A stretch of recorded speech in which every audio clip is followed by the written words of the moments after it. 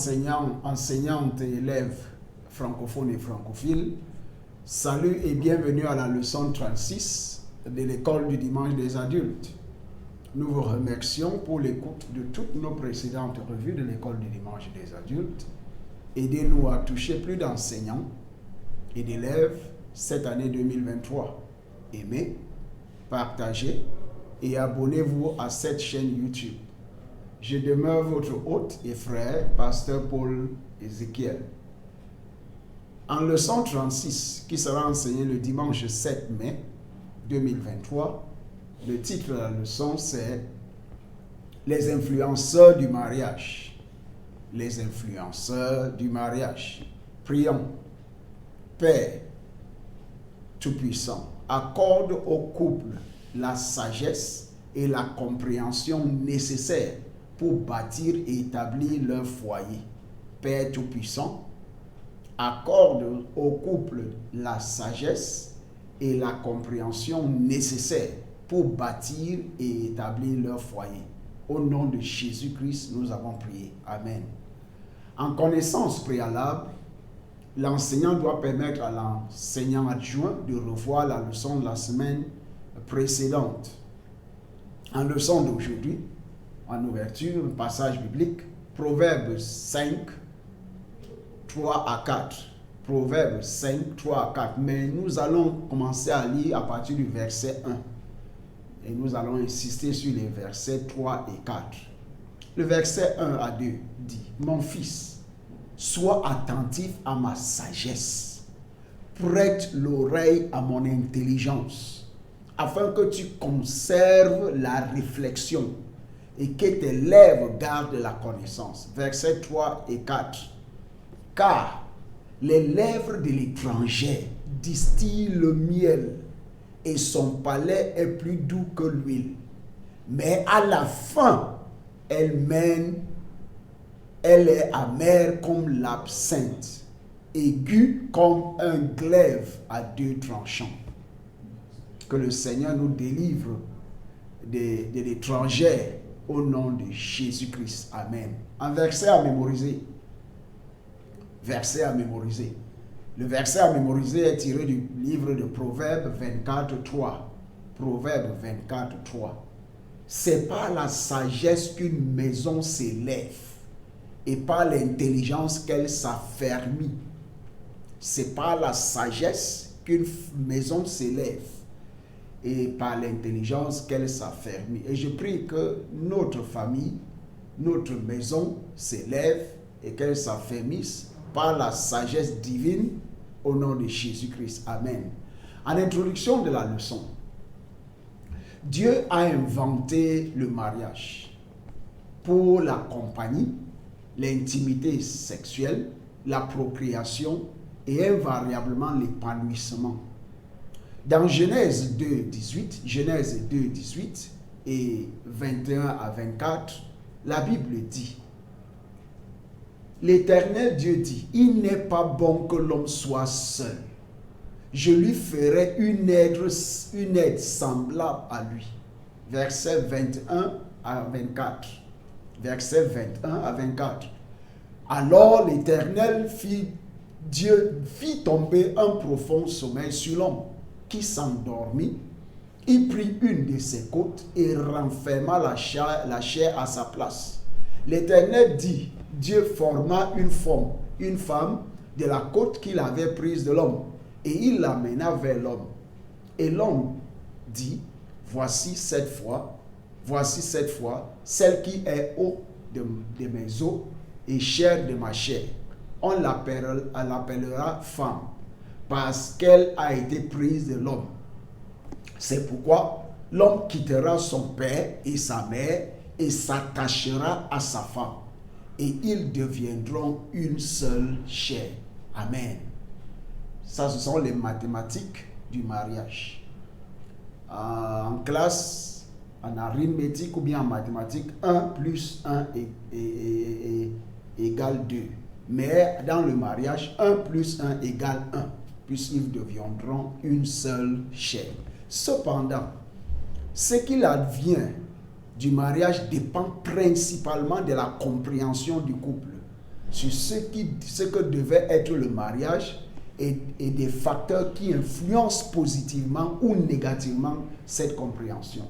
Dans Proverbe 24, 3 à 4, Proverbe 24, 3 à 4, la Bible dit « Ne porte pas envie aux hommes méchants ». À partir du verset 1, Proverbe 24, verset 1 à 2, et nous allons ensuite lire du verset 3 à 4. Proverbe 24, 1 à 2. Ne porte pas envie aux hommes méchants et ne désire pas être avec eux, car le cœur médite la ruine et leurs lèvres parlent d'iniquité. Verset 3 à 4. C'est par la sagesse qu'une maison s'élève et par l'intelligence qu'elle s'affermit. C'est par la science, la sagesse que les chambres se remplissent de tous les biens précieux et agréables. La façon dont un couple gère ses influences détermine s'il y aura ou non du bonheur, de la paix, du progrès, etc. Nous aborderons donc dans certains des influenceurs du mariage dans cette leçon. Que le Seigneur nous enseigne du trône de la grâce au nom de Jésus-Christ. Amen. Le journal de l'enseignant n'est pas à enseigner lors de la classe. En objectif de la leçon, nous voulons étudier les facteurs qui influencent le mariage. En objectif d'enseignement, nous voulons étudier les influenceurs positifs et négatifs du mariage. Et pour atteindre ces objectifs, nous allons, en lettre A, permettre aux élèves de faire ensemble la prière d'ouverture, de réciter le verset à mémoriser et de lire le passage biblique, de permettre à l'enseignant B, de permettre à l'enseignant adjoint de revoir la leçon de la semaine précédente et de faire la prière de clôture, d'identifier en point C et de discuter des questions soulevées dans les deux parties de la leçon, résumer, conclure, évaluer la leçon et donner le devoir aux élèves.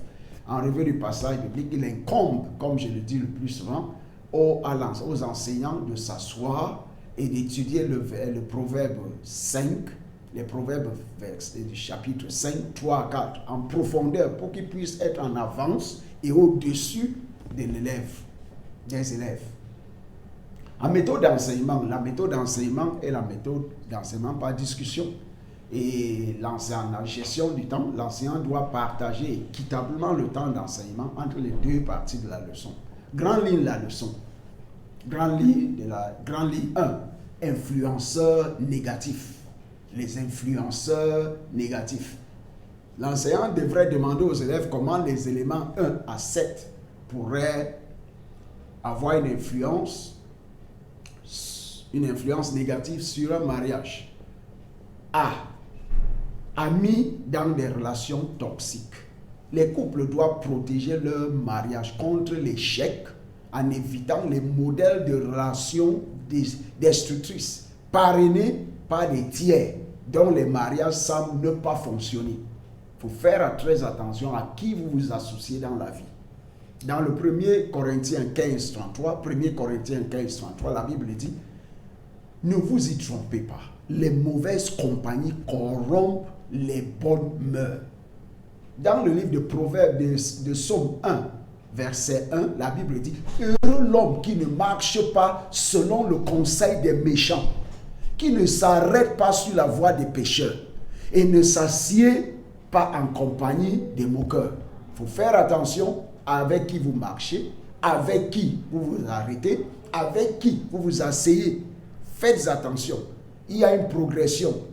Si vous ne vous arrêtez, si vous ne marchez pas, vous ne vous arrêterez pas. Si vous ne marchez pas avec les méchants, vous ne vous arrêterez pas.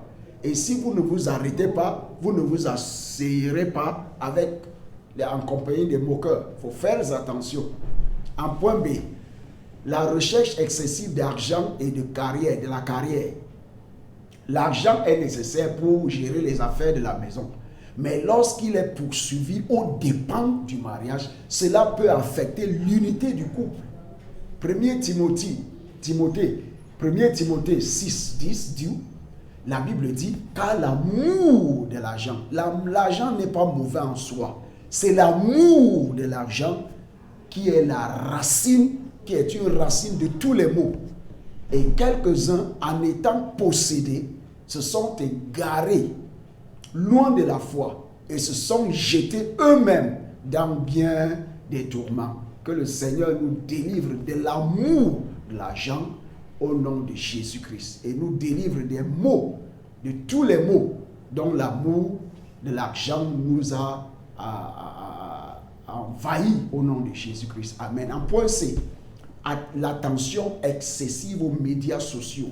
L'attention excessive aux médias sociaux. La communication devient entravée lorsque les conjoints accordent plus d'attention aux activités des médias sociaux qu'entre eux.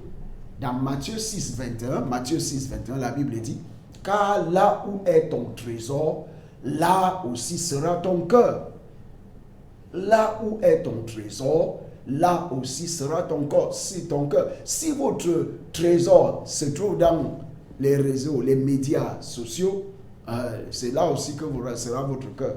Cela a perturbé l'intimité familiale. Les défauts de caractère. L'un des facteurs qui rendent le mariage beau est le changement. Cependant, lorsque les époux refusent d'admettre la nécessité de changer un style de vie défectueux, un tel mariage souffre de tensions inutiles. Dans Matthieu 7,3, la Bible dit « Pourquoi vois-tu la paille qui est dans l'œil de ton frère et n'aperçois-tu pas la poutre qui est dans ton œil ?» En point E, la relation étroite avec d'anciens amants et le sexe opposé ou le sexe opposé. Le fait de ne pas redéfinir et de se détacher complètement des relations intimes passées ou présentes avec le sexe opposé peut déclencher une immoralité sexuelle imprévue. Dans Proverbe 5.3, la Bible dit « Confie-toi en l'Éternel de tout ton cœur et ne t'appuie pas sur ta sagesse. » Ne t'appuie pas sur ta sagesse. Dans le verset 15, la Bible dit, pour Proverbe 5, verset 15, la Bible dit, elle est plus précieuse que les perles. Et elle a plus de valeur que tous les objets de prix. Ça, c'est la sagesse. Dans Proverbe 5, 20, la Bible dit, c'est par sa science que les abîmes se sont ouverts et que les nuages distillent la rosée. Donc, il faut faire attention avec les anciennes amies. En point D, la jalousie excessive. Cela se produit lorsqu'un partenaire est trop possessif. Ceci est dangereux et peut conduire à des comportements destructeurs. Dans Proverbe 6.34, la Bible dit « Car la jalousie met un homme en fureur et il est sans pitié au jour de la vengeance. » En point E, les dépendances. Les dépendances sont des habitudes comme le jeu, la consommation d'alcool, la toxicomanie, etc. Ce sont des vices moraux qui peuvent éloigner le cœur de l'un ou de l'autre des partenaires du mariage. En remarque, la discussion a pris soin de l'activité de la classe 1. La discussion ci-dessus a pris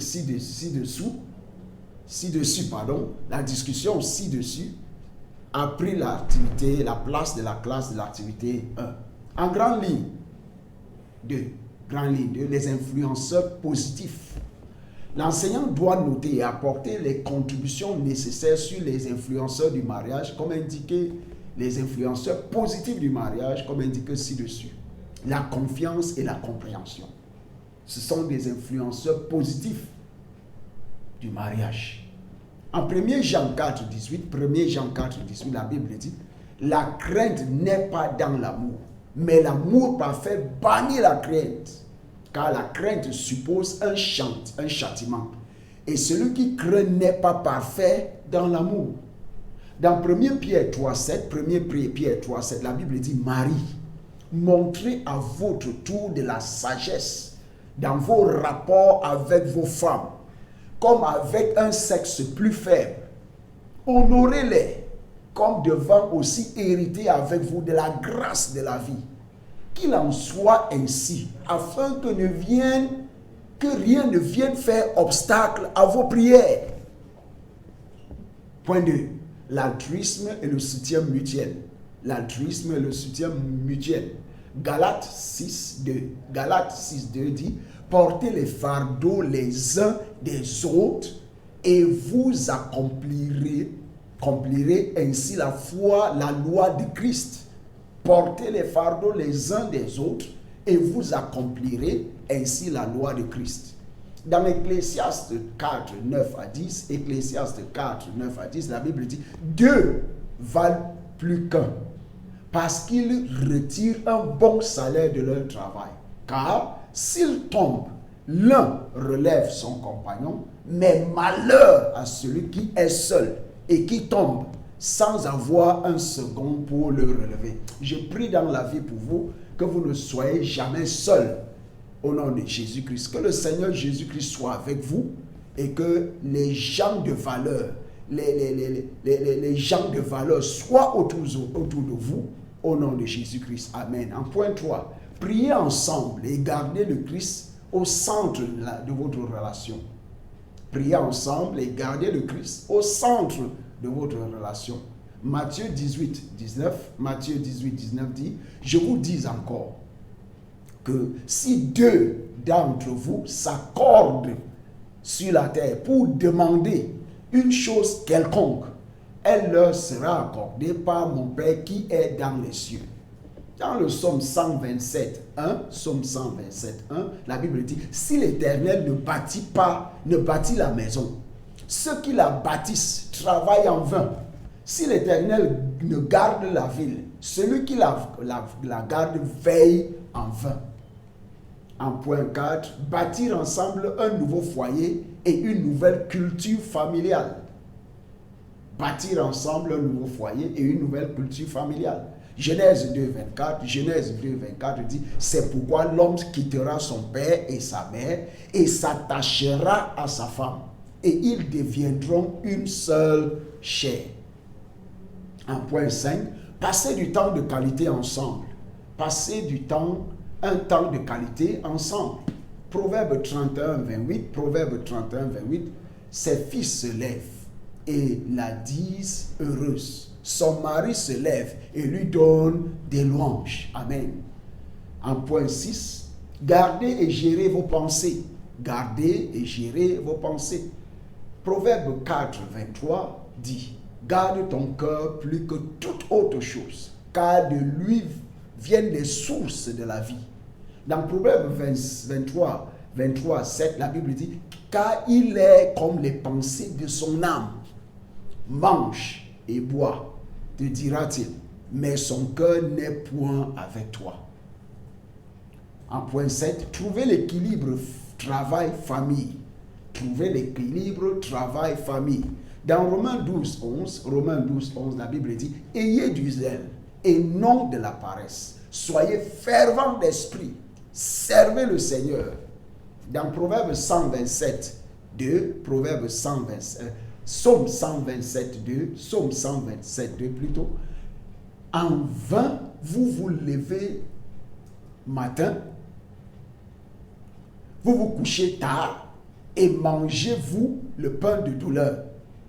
Et il en donne autant à ses bien-aimés pendant leur sommeil.